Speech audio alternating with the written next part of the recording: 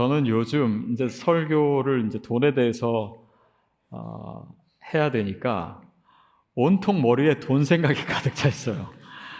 그래서 이 돈의 실체에 대해서, 돈의 의미에 대해서도 생각을 하게 되고, 또 돈이 우리에게 줄 수 있는 것들이 굉장히 많잖아요.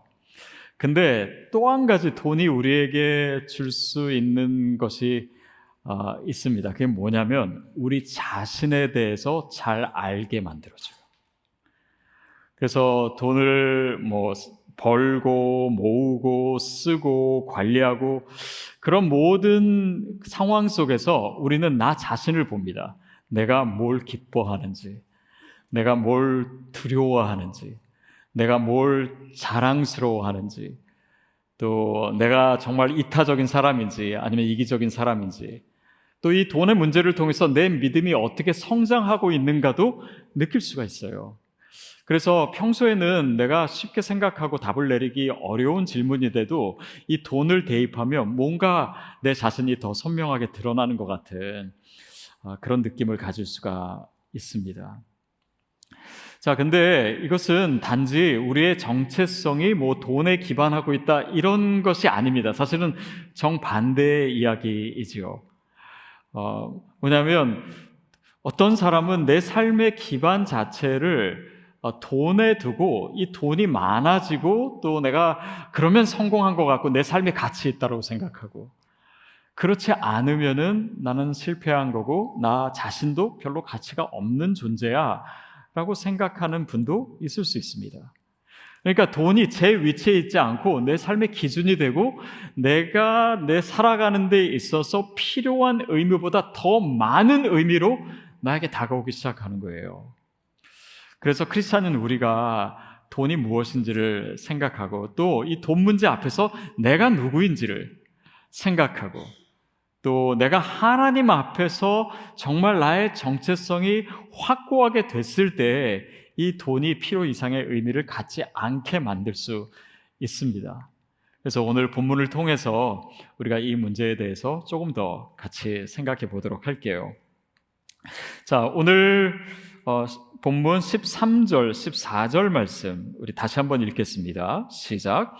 그들이 예수의 말씀을 책잡으려 하여 바리새인과 헤롯단 중에서 사람을 보내매 와서 이르되 선생님이여 우리가 아노니 당신은 참되시고 아무도 꺼리끼는 일이 없으시니 이는 사람을 외모로 보지 않고 오직 진리로서 하나님의 도를 가르치심이니이다. 가이사에게 세금을 바치는 것이 옳으니까 옳지 아니하니까. 예수님을 찾아온 두 그룹의 사람들이 있었습니다. 한 그룹은 헤롯 땅, 또 한 그룹은 바리새인들이었어요. 근데 이들은 예수님 당시에 말하자면 유대인들 중에 중요한 정치적 집단이었습니다. 물론 종교적 의미도 있지만.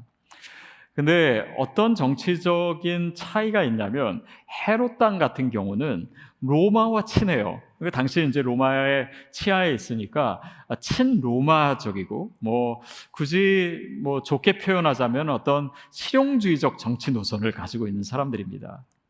반면에 바리새인들은 조금 더 유대인 중심이고 그리고 로마를 비판한다든지 아니면 반로마적 성격을 가지고 있는 그룹이었어요. 여러 면에 있어서도 이 그룹은 달랐는데 그럼에도 불구하고 예수님을 적대시하고 경계하는 면에서는 이 둘이 하나가 됐습니다. 그래서 그 두 그룹의 사람들이 예수님을 찾아와서 질문을 합니다. 무슨 질문이냐면 가이사에게 세금을 바치는 것이 옳습니까? 아니면 옳지 않습니까? 우리가 세금을 바쳐야 합니까? 바치지 말아야 합니까? 자, 이 질문은 사실 예수님을 함정에 빠뜨리기 위한 질문이었습니다. 왜냐하면 바치라고 하면은 유대인들의 민심이 예수님으로부터 떠날 거예요. 왜냐하면 세금 내는 것이 사실 힘들고 또 착취하는 세리들도 있고 그랬기 때문에. 그런데 또 바치지 말라라고 하면 이 사람이 반로마적이다라고 해가지고 예수님을 고소할 그런 제목으로 삼으려고 했기 때문에 사실 이 문제가 쉽지는 않은 문제였어요. 그때 예수님께서 이렇게 대답하십니다. 15절 함께 읽겠습니다. 우리가 바치리까 말리까 한데 예수께서 그 외식함을 아시고 이르시되 어찌하여 나를 시험하느냐 데나리온 하나를 가져다가 내게 보이라 하시니 그 질문의 의도를 예수님께서는 이미 알고 계셨습니다. 그리고 나서 그것을 대답하는 데 있어서 데나리온 하나를 가져와라 라고 했습니다. 그 데나리온에는 물론 거기에 이제 사람의 형상이 새겨져 있고 또 그 당시 로마 황제의 얼굴이 새겨져 있고 그렇지 않습니까? 근데 당시 유대인에게는요, 우상을 섬기지 마라, 또 만들지 마라 라고 하는 그 율법이 너무나 중요한 율법이었기 때문에 이 동전에 어떤 사람의 형상을 새기는 것 자체가 유대인에게는 용납이 안 되는 일이었습니다. 더욱이 자신들을 지금 이제 억압하고 있는 그 로마의 동전, 그 동전을 가지고 오라고 하는 예수님의 말씀에는 뭔가 특별한 의미가 있는 것이 분명했습니다. 그리고 예수님은 이렇게 대답하십니다. 17절 함께 읽겠습니다. 이제 이에 예수께서 이르시되 가이사의 것은 가이사에게 하나님의 것은 하나님께 바치라 하시니 그들이 예수에 대하여 매우 놀랍게 여기더라. 예수님 대답이 뭐냐면 가이사의 것은 가이사에게, 하나님의 것은 하나님에게. 여러분 이게 무슨 말입니까?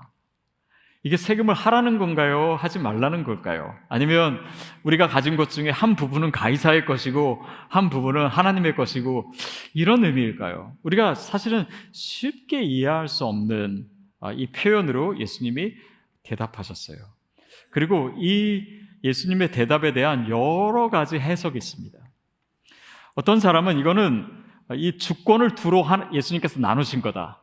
그래서 가이사의 주권과 하나님의 주권이지요. 이것을 철저하게 이원론적으로 구분하는. 그러니까 우리 신앙을 가진 사람은 이런 세속의 권력이나 또 세속적인 가치에 대해서 뭔가 이렇게 그 관계를 끊고 우리와는 전혀 상관이 없는 것이다 라고 하는 의미로 해석을 해요. 자, 근데 이렇게만 해석을 하면요, 세속적인 것, 더욱이 돈 문제에 대해서 어떤 신앙적 해석을 약화시키기 때문에 크리스찬들이 이런 세속과 돈에 대해서 대할 때 세속적 가치관을 수용하기가 오히려 더 쉬워집니다. 왜냐하면 거기서는 관심이 없는 거거든요. 돈에 대해서 세상 사람들이 사랑하고 또 생각하는 대로 우리도 그냥 그건 세상 거니까 우리는 믿음만 잘 지키면 돼. 이렇게 될 수 있는 해석입니다. 그러니까 예수님이 그런 의미로 얘기하시지는 분명히 않으셨을 거예요. 또 다른 해석은 어떤 해석이 있냐면 가이사야의 것은 가이사에게 주라고 하는 것은 돈에 대해서 예수님께서 부정적으로 생각하시는 거다. 그래서 그런 이 돈 같은 그런 물건은 가이사에게나 줘버려 라고 하는 의미로 생각한다라고 하는 것이에요. 그러니까 돈에 대해서 더 부정적으로 생각하는 것이고 이것은 그냥 그저 세속적인 거야. 돈은 악한 거야. 돈은 우상이야. 라고 생각하는 의미일 수 있습니다. 자, 근데 이것 또한 사실은 우리가 성경적 관점에서 봤을 때는 예수님의 관점과는 좀 다른 것이에요. 그래서 돈이 악한 것인지 선한 것인지 이 문제는 좀 나중에 따로 다룰 기회가 있을 것 같고요. 그래서 예수님의 대답을 우리가 조금 더 생각함으로써 이 문제에 대한 해답을 찾아가려고 합니다. 자, 예수님이 이렇게 얘기하셨죠. 가이사의 것은 가이사에게, 하나님의 것은 하나님에게. 이것은 좀 전에 말씀드렸듯이 어떤 그런 정치적인 해석으로만 생각할 수 있는 것은 아닙니다. 또 돈이 옳은 거냐 악한 거냐 좋은 거냐 이런 경제적 의미에서만 말씀하신 것도 아니에요. 거기보다는 조금 더 깊은 의미가 있습니다. 자, 아까 우리가 성경을 쭉 읽어왔는데요, 중간에 16절을 빼놓고 읽었습니다. 근데 그 16절을 저희가 다시 볼게요. 16절 함께 읽겠습니다. 시작. 가져왔거늘 예수께서 이르시되 이 형상과 이 글이 누구의 것이냐 이르시되 가이사의 것이니이다. 그러니까 예수님이 대답하시기 전에 데나리온 동전 하나를 가져오라고 하셨어요. 그리고 그것을 직접적으로 보여주시면서 그 의미에 대해서 설명하시는 겁니다. 자, 그 예수님 시대의 동전이 어떻게 생겼냐면요, 한번 보여드릴게요. 이게 실제로 예수님 당시에 로마의 그 데나리온입니다.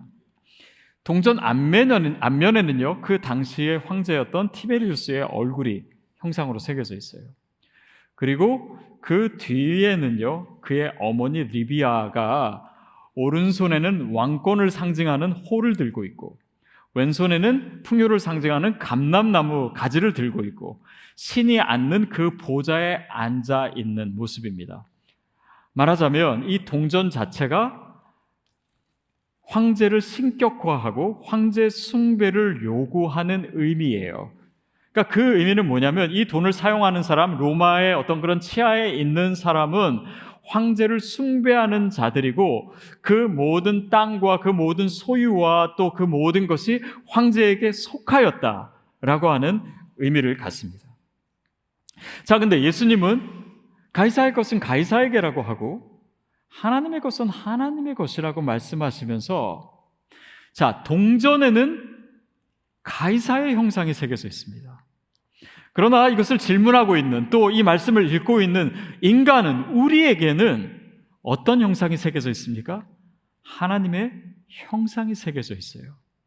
그러니까 그 모든 유대인들과 또 오늘 우리에게, 우리가 하나님의 형상으로서 누구에게 속하였는지, 누구의 것인지를 의미하는 의미로 쓰여져 있어요. 그래서 예수님께서는 이 형상과 글이 누구의 것이냐, 누구의 것이냐, 이 표현 가운데 담겨져 있는 의미예요. 자, 고대 근동에서요, 형상을 만든다라고 하는 것에는 의미가 있습니다. 예를 들면 민족과 민족, 국가가 국가 간에 전쟁이 있어요. 그래서 한 군데가 이기고 그 땅을 차지합니다. 그런데 이긴 쪽의 왕이 그 넓은 땅에 그 구석구석 다 가서 다스릴 수가 없잖아요. 그러니까 그때 뭘 세우느냐? 자기의 형상을 세워놓는 거예요. 자기의 형상을 세워놓음으로 그 땅이 내가 직접 가지 않지만 내 땅이다라고 하는 것을 증명하는 것입니다. 그러니까 동전에 새긴 형상과 또 예수님이 이것에 대해서 설명하시는 의미도, 이 소유가 어디에 있느냐, 너희 질문하는 너희 자신이 하나님의 소유냐 아니면 가이사의 소유냐라고 하는 것을 묻고 있는 것이에요. 자, 이것이 왜 중요하냐면요, 지금 이들이 묻고 있는 질문에 대한 답뿐만 아니라 우리가 경제 생활을 하면서 크리스찬으로서 고민하고 갖게 되는 모든 질문을 하는 데 있어서 단지 그것이 옳으냐 틀리냐, 세금을 내느냐 안 내느냐, 또 우리가 헌금을 할 때도 내야 됩니까 안 내야 됩니까, 11조를 해야 됩니까 안 해야 됩니까, 11조를 할 때는 내 수입에 그로스로 해야 됩니까 네트로 해야 됩니까, 여러 가지 질문들 생길 수 있잖아요. 그때 예수님은 이렇게 해야 된다, 이게 옳다 틀리다가 얘기하시지 않고 너희가 누구냐를 물어보는 거예요. 너희가 누구의 소유냐, 너희가 하나님께 속하였냐, 그렇다면 그 정체성에 맞게 이 부분에 대해서 우리 스스로 답을 내릴 수 있도록, 이것이 예수님이 말씀하신 의미요 방법이 아닌가 싶습니다. 돈에 대해서 우리가 보편적 가치를 얘기할 수도 있고 객관적인 어떤 의미를 얘기할 수도 있겠지만, 우리는 지금 누구로서 이 문제를 생각하고 있습니까? 우리가 하나님의 백성으로서, 또 크리스찬으로서, 또 하나님의 말씀을 믿는 자로서 이 돈의 문제, 또 이 세금의 문제를 생각할 때는 믿지 않는 사람과 의미가 달라질 수밖에 없고 답도 달라질 수밖에 없는 것이죠. 제가 지난주부터 이제 이 재정에 대한 시리즈 설교를 하고 나니까요, 성도님들이 많은 이야기를 저한테 하십니다. 목사님, 제가 사업을 하고 또 비즈니스를 하는 데 있어서 진짜 궁금한 것들이 많고 또 고민도 많고, 때로는 이게 정말 옳은 것인지 생각도 하고, 그런 씨름을 하고, 그런 생각들을 진짜 많이 한다고. 그래서 이 시리즈 말씀을 통해서 내가 가지고 있었던 그런 재정관이 성경적으로 정립되는 그런 기회가 됐으면 좋겠다, 이런 얘기도 하고, 또 실제로 여러분이 가지고 있는 그런 고민들을 나누신 분도 있더라고요. 그런데 여러분, 저는 그렇게 고민하는 그 자체가 너무 중요한 거예요. 왜냐하면 여러분이 크리스찬이 아니라면 그런 고민을 그렇게 하지 않아도 될 수 있습니다. 그냥 많이 버는 것 그 자체의 고민을 하겠지만은 이것이 옳은가? 이것이 정말 성경적으로 맞는가? 이것이 하나님이 기뻐하시는 건가? 이것이 정말 하나님께서 나에게 허락하신 이 소유가 맞다면 하나님의 방법대로 내가 벌고 하나님의 방법대로 내가 써야 될 텐데, 그런 고민 자체에는 우리가 누구인가? 우리가 크리스찬이라고 하는 그 정체성이 기반이 되어 있는 것이기 때문에 그래요. 제가 한국에서 신학교에 있을 때 한 학생 중에는요, 큰 기업을 하시는 어느 CEO가 있었습니다. 근데 이분은 전도사가 되거나 목사가 되기 위해서 신학교에 오신 게 아니고, 그 기업을 어떻게 하면 하나님이 기뻐하시는 크리스천 기업으로 만들 수 있을 것인가, 그 고민, 그 질문에 대한 해답을 찾기 위해서 신학교에 오신 거예요. 그걸 위해서 히브리어도 공부하시고 헬라어도 공부하시고, 그리고 페이퍼를 내셔도 자기 회사에 대한 이야기를 꼭 접목시켜서 얘기를 하고, 그러니까 정말 많은 고민을 하시더라고요. 어디까지가 투자이고 어디까지가 투기인지, 어디까지가 뇌물이고 어디까지가 선물인지, 또 기업이 정말 돈을 벌고 이윤을 남기는 것보다 더 중요한 목적이 무엇인지, 회사에는 어떤 공동체가 이루어져야 되는지, 어떤 성경에서 어떤 모델을 찾아야 되는지, 직장에서 해고를 해야 될 때는 어떤 성경적 원리에 의해서 해야 되는지, 이 모든 것이 이분한테는 너무너무 중요한 문제인 거예요. 크리스천이 아니라면 이분이 그 고민을 안 했을 겁니다. 신학교에도 안 왔겠죠.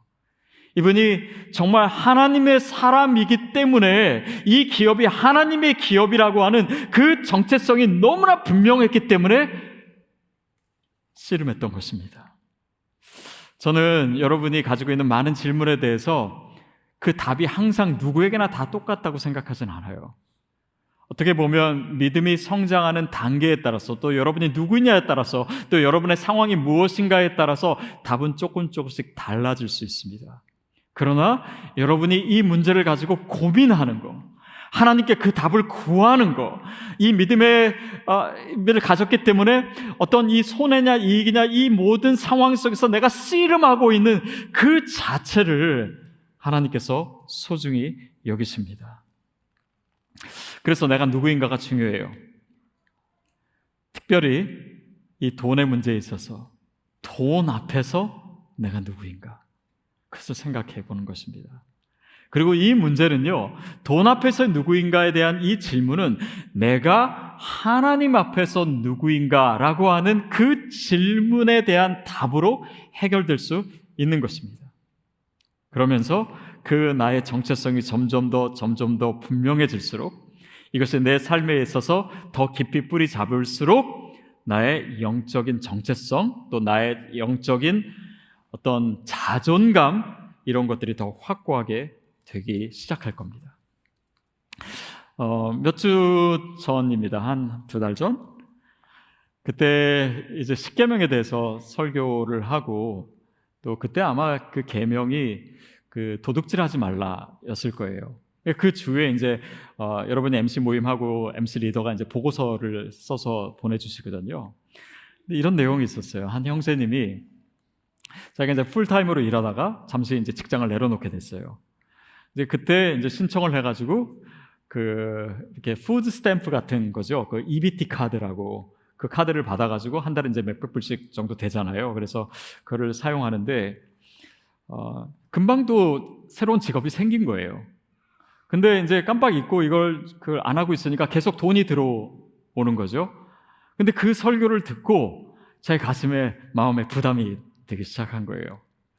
그래서 이거를 빨리 전화해가지고 정지시켜야겠다 라고 하는데, 연락을 하니까 이미 또 그 다음 텀이 또 어프로브가 돼가지고 또 진행이 된 거예요. 그래서 다시 전화를 걸어가지고 나는 여기에 해당 안 된다, 그래서 이걸 해지시키고, 그래서 번거로운데도 그거를 이제 했다라고 하는 그런 이야기였어요. 여러분, 이것은 큰 돈이 아닐런지도 모릅니다. 그러나 크리스천의 자존감이 걸린 상황은요, 우리 삶에 가득 차 있습니다. 그래서 그 영적인 자존감이요, 이 이익과 손해 사이에서 우리로 하여금 그 문제를 크리스찬으로서 해결하게 하는 거예요.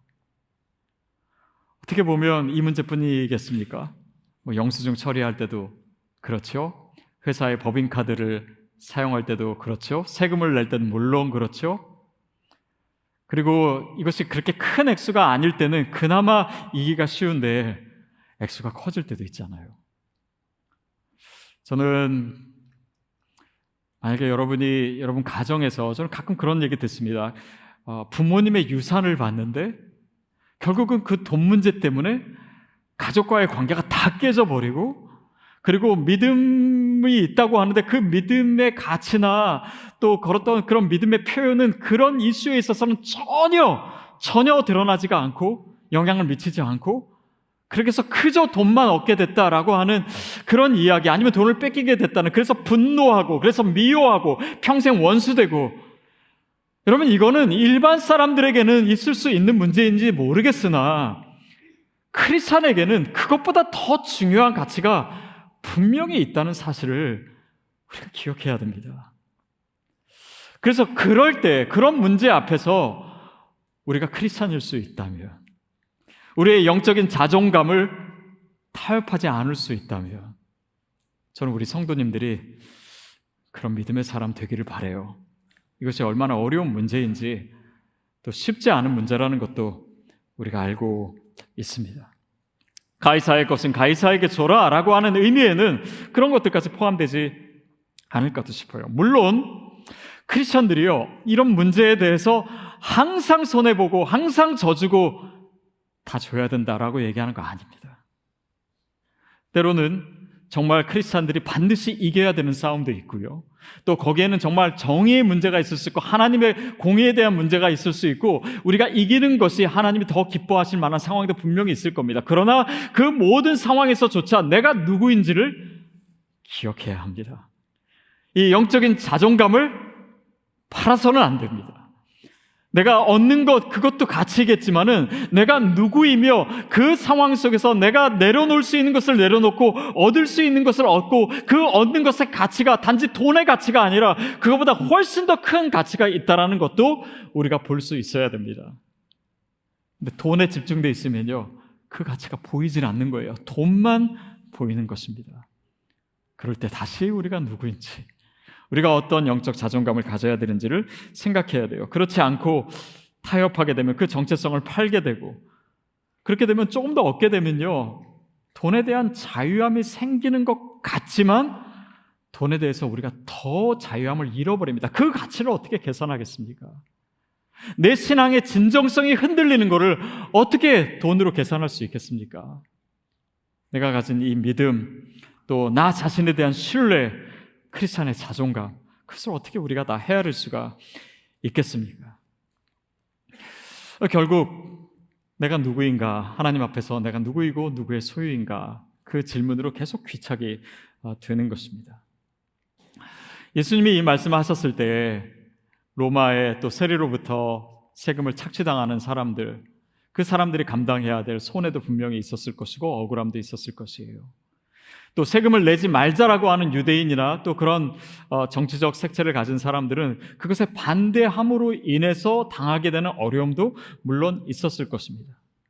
그러나 예수님께서 말씀하시는 것은 그냥 내라, 어려움을 모면해라, 이런 의미가 아니라 너희가 그 모든 고민과 상황 가운데 너희가 누구이냐, 너희의 소속이 무엇이냐, 너희의 정체성이 무엇이냐, 너희가 가지고 있는 영적인 자존감이 무엇이냐, 그것에 부끄럽지 않게 행동하라, 그렇게 결정하라, 그 의미입니다.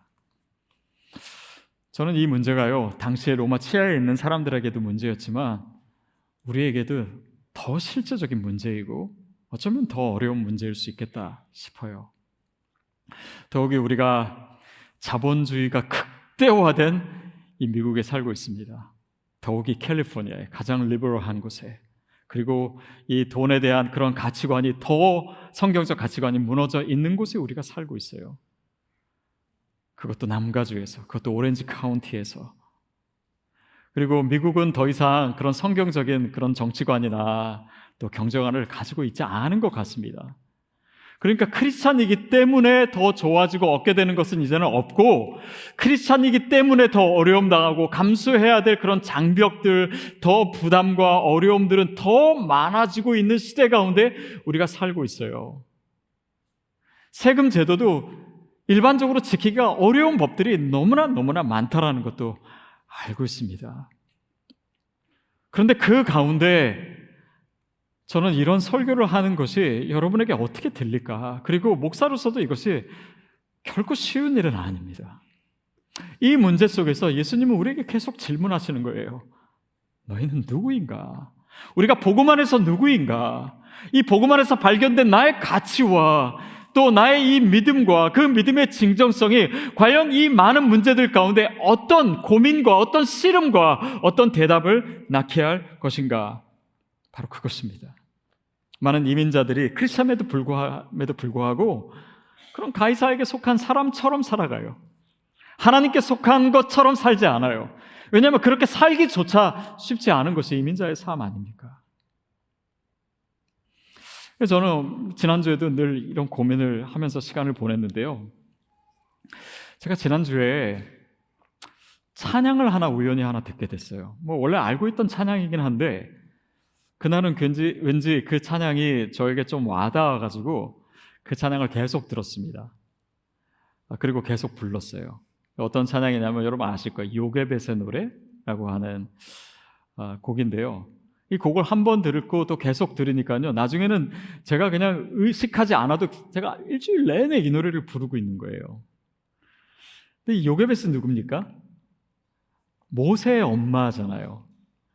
그래서 바로 왕이 어린아이 다 죽이라고 했을 때 이 아이 살리기 위해서 집에 두지 못하고 이 유대인의 아이를 이제 강물에 띄워서 바로에게 보낼 수밖에 없는 그런 상황 속에서 이 요게벳의 마음을 노래한 찬양이 이 곡이에요. 사실 오늘 본문과 그렇게 상관이 있는 내용은 아닙니다. 근데 그 가사를 보면 가사 한번 띄워줘 보시실래요? 이게 어떻게 노래가 되냐면 작은 갈대 상자 물이 새지 않도록 역청과 나무 진을 칠하네. 노래는 여기까지만 하고요. 그 다음에 이제 요게벳의 마음이 어땠을까?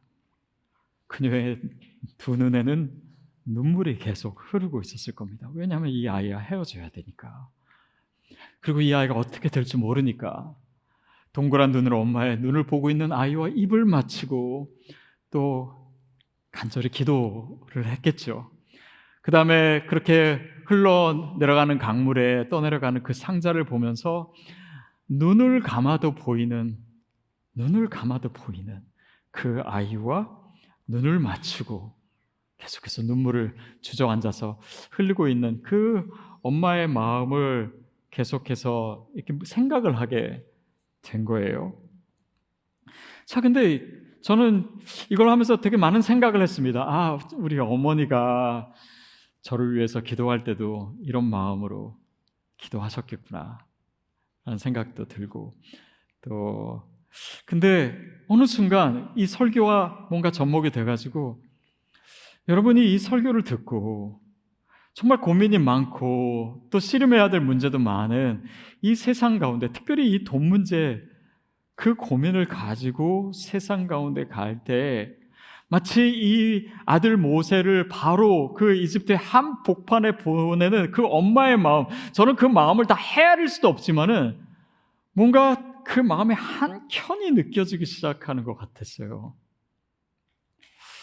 우리 성도님들이 이민 생활하는 것 그 자체만으로도 힘들 텐데, 그런데 이런 영적인 부담까지 지워서 보내야 되는, 그러면서 세상 속에 선교사가 되어야 된다라고 얘기하고, 거기서 직장생활 하는 것 그 관계 자체도 어려운 일이 많을 텐데 거기서 내가 예배자가 되어야 된다고, 좋은 시민이 되어야 된다라고 하고, 이런 법적인 도덕적인 문제에 대해서 철저해야 된다라고 얘기하는 이 자체가 왠지 제 마음에는 당위성이 아니라 정말 여러분께 좀 죄송한 마음, 좀 짠한 마음, 그런 마음이 들었습니다.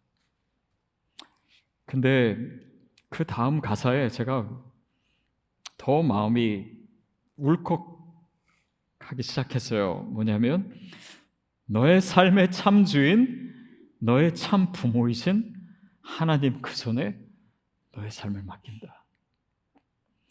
우리의 삶의 참 주인이신, 참 부모이신 하나님의 손에 맡긴다.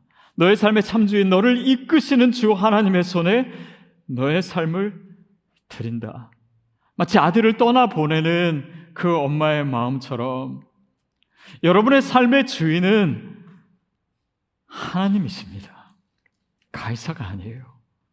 그분이 여러분을 지켜줄 것이고 그분이 여러분을 이끌어 주실 것이고, 그래서 제가 가지고 있는 이 부담마저도 하나님 손에 안겨드리며 주님께서 여러분을 이끌어 주시기를 바라는 마음으로 이 말씀을 준비하게 되더라고요. 왜냐하면 여러분은 하나님의 백성이기 때문에, 하나님의 자녀이기 때문에, 하나님의 소유된 백성이기 때문에 주님께서 여러분을 인도해 주실 겁니다. 그리고 그 뒤에 이런 가사가 있어요. 그가 널 구원하리라. 그 다음 브릿지에 있는 가사예요. 그가 너를 구원하시리니 그가 널 이끄시리라. 그가 널 사용하시리니 그가 너를 인도하시리니. 여러분, 우리가 우리의 삶이 하나님께 속하였음을 고백하며 세상 가운데 나갈 때 하나님은 우리를 지켜보고 계시고 우리를 그 모든 어려운 상황 가운데 구원하시고 우리를 이끄시고 우리를 사용하시고 우리를 인도하시리라고 저는 믿습니다. 여러분, 모세 인생을 한번 떠올려 보세요. 어떻게 보면 정말 갓난아이고 아무것도 모를 때 그렇게 강물에 실려서 바로의 딸에게 발견되고 그리고 그곳에서 자라게 되고, 여러분 근데 거기서 자라면서 힘든 일도 많았을 거예요. 자, 근데 여러분 그거 아십니까? 그 모세의 누나인 미리암이 가가지고 얘기해서 이 아이에게 유모가 필요하다면 제가 한 사람을 데려올 수 있습니다. 그래서 누구를 데리고 왔습니까? 모세의 엄마인 요게벳을 데리고 왔어요. 여러분, 요게벳이 모세를 키우면서 어떻게 했겠습니까? 너는 유대인이야. 너는 하나님의 백성이야. 너는 하나님의 사람이라고 하는 그 유대인의 정체성, 또 자신이 믿고 있는 그 신앙의 정체성을 계속해서 모세에게 심어줬어요. 그래서 모세가 그것을 가슴에 새기면서 자라났습니다. 결국 모세가 애굽을 나오게 된 사건도요, 모세가 유대인이었기 때문에, 자기의 동족을 괴롭히고 있는 그 애굽 사람에 대해서 참지 못했기 때문에 결국은 나오게 된 거 아닙니까? 그리고 물론 힘든 일도 많았을 거예요. 그러나 좋은 일도 많았겠죠. 그리고 광야 생활도 하고. 그러나 그 모든 과정을 통해서 하나님은 모세를 지켜보고 계셨고 지켜주셨고 이스라엘 백성을 애굽 땅에서 구원하는 그 놀라운 구원의 역사를 위해 모세의 삶을 사용하셨습니다. 그것이 마치 바로의 궁과 같은 우리의 정체성과 맞지 않는 곳에, 그 세상에 살면서 우리가 고민하게 되고 염려하게 되고 씨름하게 되는 많은 문제 가운데 하나님이 우리의 삶을 이끌어 가시는 방식이에요. 사랑하는 여러분, 우리가 살고 있는 이 시대, 이 세상, 또 이 미국 땅에서 또 정말 치열하게 돈 문제 때문에 살아가고 경쟁해야 되고 또 힘든 고민을 해야 되는 그 상황 속에서 여러분이 하나님의 백성이라고 하는 사실을 결코 잊지 마십시오. 그리고 그 정체성에 기초해서 그 영적인 자존감 위에 서서 우리가 가지고 있는 이 모든 질문들을 하나씩 하나씩 해결해 가십시오. 때로는 물론 손해가는 일도 있을 겁니다. 그러나 눈에 보이는 그런 당장의 손해 때문에 우리가 이것을 타협하지 않고 또 내가 하나님의 백성이라고 하는 이 영적인 자존감으로 우리 인생을 더 입체적으로 볼 수 있다면, 또 그 시간을 견딜 수 있다면, 이겨낼 수 있다면 하나님은 우리의 삶을 통해서 모세가 생각했던 것보다도, 요게벳이 생각했던 것보다도 더 놀라운 모세의 인생이 있었던 것처럼 저와 여러분의 인생을 통해서, 또 여러분 자녀의 인생을 통해서 주님의 그 이야기가 쓰여질 줄로 저는 믿습니다. 여러분, 이 믿음을 여러분이 가질 뿐 아니라 우리 자녀들에게 가르쳐 주십시오. 네가 누구라고 하는 것을 그들이 기억할 수 있도록, 이 영적인 자존감을 돈 몇 푼과 팔지 않는 그런 믿음의 자존감을 가질 수 있도록 여러분이 입으로가 아니라 삶으로 가르쳐 주십시오. 그럴 때 우리는 이 바로의 시대와 같은 이 시대를 이길 수 있는 믿음을 갖게 될 것이고, 교회는 그렇게 정말 이 시대를 이기는 공동체로 서게 될 것이고, 우리 자녀 또한 이 시대를 넉넉히 이기고 또 이 시대를 변화시키는, 이 시대를 구원하는 하나님의 역사의 통로가 되는 그런 자녀들이 될 줄로 믿습니다.